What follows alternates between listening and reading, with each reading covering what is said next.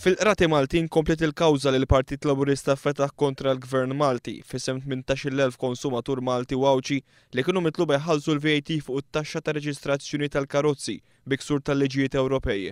L-avukati tal-Partit Laburista Elek Xiberras u Edward Zammit Lewis resqu talba quddiem il-Qorti Maltija biex il-każ ikun trattat quddiem il-Qorti Ewropea la darba jikkonċerna l-ksur tal-liġi Ewropea.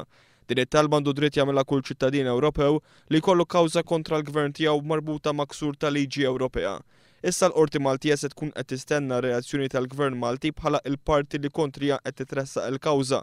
Fl-aħħar mill-aħħar f'dan l-istadju tal-kawża hija fid-diskrezzjoni tal-qrati Maltin li jiddeċidu jekk it-talba li l-każ jitlaq quddiem il-Qorti Ewropea għandix tiġi aċċettata jew le. Jekk il-każ se jkun riferut quddiem il-Qorti Ewropea, id-deċiżjoni ta' din il-qorti ma tkunx sempliċi opinjoni, iżda s-sentenza li l-qrati nazzjonali għandhom jintrabtu biha.